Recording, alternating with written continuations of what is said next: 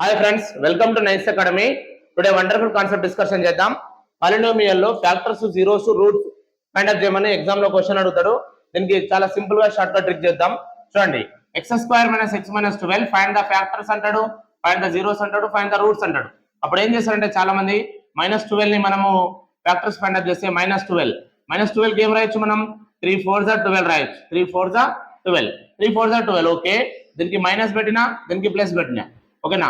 Plus into minus minus, plus into minus minus, plus into minus minus, 3 4 12 okay. ఇప్పుడు ఇక్కడ దీన్ని X తీసుకుంటున్నా, X. ఇప్పుడు చూడండి, ఇది మల్టిపుల్ చేస్తే సాటిస్ఫై అయింది, మళ్ళీ సబ్ట్రాక్ట్ చేస్తే ఈ మిడిల్ టర్మ్ మనకు రావాలి. చూద్దాం.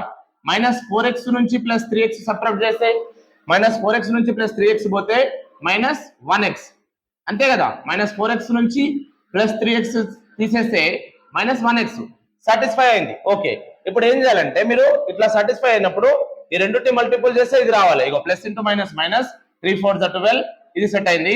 ఇప్పుడు మళ్ళీ సబ్ట్రాక్ట్ చేస్తే మిడిల్ రావాలి, వచ్చేసింది. కాబట్టి ఇప్పుడు ఏం చేయాలంటే ఇక్కడ x² కోఎఫిషియంట్ ఏముంది, 1 ఉంది.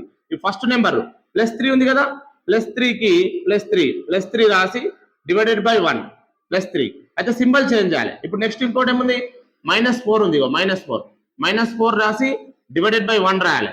కానీ ఇప్పుడు ప్లస్ ఉన్నదని చేంజ్ చేయాలి.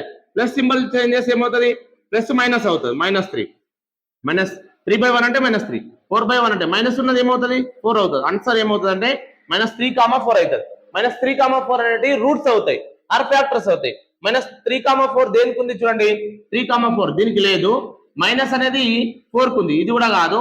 ఇగో 4, -3 -3 కి మైనస్ ఉండాలి, కాబట్టి 3 కి మైనస్ ఉంది, ప్లస్ ఉంది. కాబట్టి ఇది కరెక్ట్, ఇది కాదు. కాబట్టి answer is a 4, -3 okay friends.